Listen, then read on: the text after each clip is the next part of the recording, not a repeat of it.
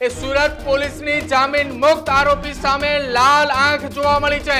કાયદામાં રહેશો તો ફાયદામાં રહેશો તે પ્રકારની પરિસ્થિતિ સાથે સુરત પોલીસે તમામે જામીન મુક્ત આરોપીઓને પોલીસ સ્ટેશન બોલાવી ઓળખ પરેડ કરવામાં આવી હતી। ચાલી રહ્યો છે ને હવે બધા તહેવાર ગણપતિ વિસર્જન અને વિવિધ તહેવારો હવે આવવાના છે, તો લો એન્ડ ઓર્ડરના પ્રશ્નને અનુસંધાને કાયદો અને વ્યવસ્થા સુરત સિટીમાં પ્રોપર જળવાઈ રહે તે અનુસંધાને મહેરબાન પોલીસ કમિશનર સાહેબ શ્રી દ્વારા વિવિધ રાયો આપવામાં આવેલી હોય છે। આમાં છેલ્લા વર્ષોમાં સંકળાયેલા આરોપીઓ તેમજ લિસ્ટેડ બુટલેગરો આ બધાને આજે અહીંયા કતારગામ ખાતે બોલાવવામાં આવેલા છે અને તમામની સામે અટકાયતી પગલાં લેવામાં આવશે। 65 કરતાં વધારે જે અગાઉ ગુના કરી ચૂકેલા છે તેમને અત્યારે અહીંયા બોલાવવામાં આવેલા છે।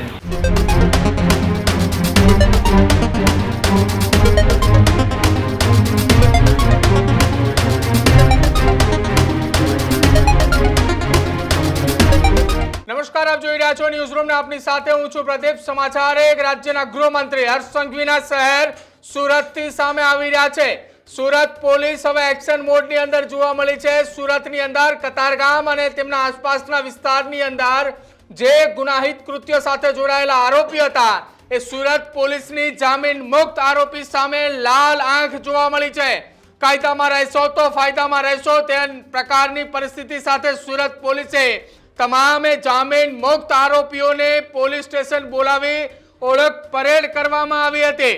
સુરતની અંદર કતારગામ તેમજ ડભોલી સિંગણપુર પોલીસ સ્ટેશન વિસ્તારની અંદર આ ઓળખ પરેડની કામગીરી હાથ ધરવામાં આવી હતી। પોલીસ સ્ટેશન ખાતે ડીસીપી ઝોન 3 પિનાકીન પરમારની ઉપસ્થિતિની અંદર જે જામીન મુક્ત આરોપી છે તેની ઓળખ પરેડ કરવામાં આવી હતી। ડીસીપી પિનાકીન પરમારે આ અંગે મોટું નિવેદન પણ આપ્યું હતું કે જે આખી આ ઘટનામાં કે પોલીસ એ આરોપીઓની દુશ્મન નથી, આ નિવેદન પિનાકીન પરમારે આપ્યું હતું અને સાથે કહ્યું હતું કે પોલીસ એ ગુનાખોરી પ્રવૃત્તિઓ છોડી સમાજમાં સારા નાગરિક બનાવવા માટેની કામગીરી કરી રહી છે અને તમામ આરોપીઓને પણ કહ્યું કે તમે એ ગુનાહિત પ્રવૃત્તિઓ છોડો, સારા નાગરિક બનો।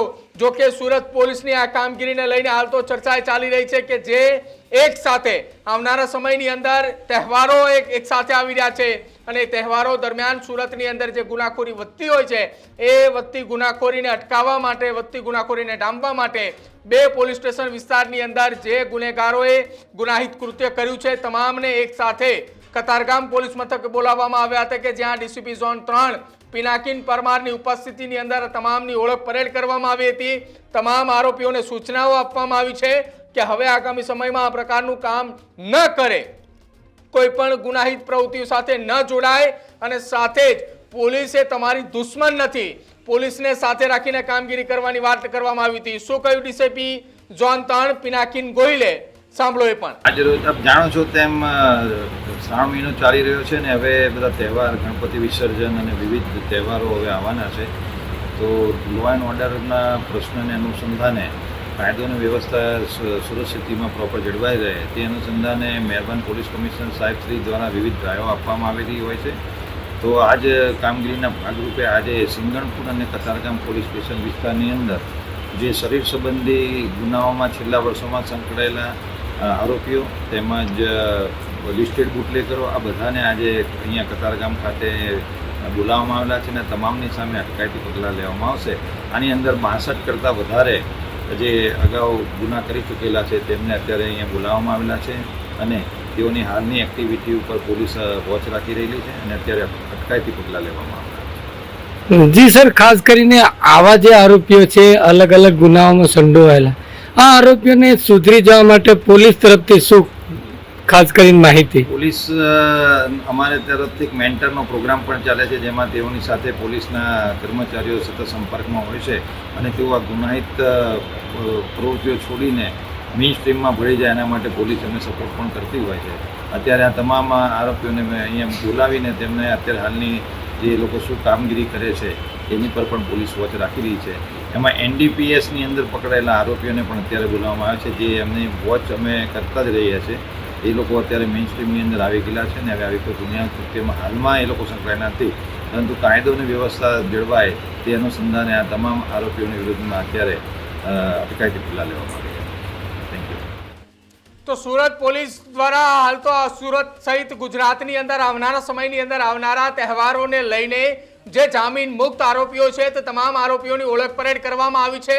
આ તમામ એ જામીન મુક્ત આરોપીઓ જો કોઈ ગુનાહિત પ્રવૃત્તિઓ સાથે સંકળાયેલા હોય અથવા પોલીસ વોચની અંદર એ કોઈ ગુનાહિત કૃત્ય કરતા નજરે ચલે છે તો તમામની સામે અટકાયતી પગલાં લેવામાં આવે છે, તમામને અટકાયત કરવામાં આવે છે.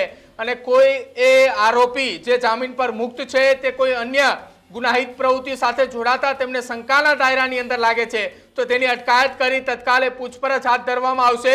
આ સાથે જ આ તમામ આરોપીઓની ઓળખ પરેડ દરમિયાન એ આરોપીઓને સૂચન પણ કરવામાં આવ્યું છે, તમે તમામ એ આરોપીઓ અમારી નજર હેઠળ છો, કોઈ પણ ગુનેગારી અથવા કોઈ ગુનેગારી કૃત્ય સાથે જો તમે જોડાયેલા હશો તો તત્કાલ તમારી અટકાયત પણ કરવામાં આવશે.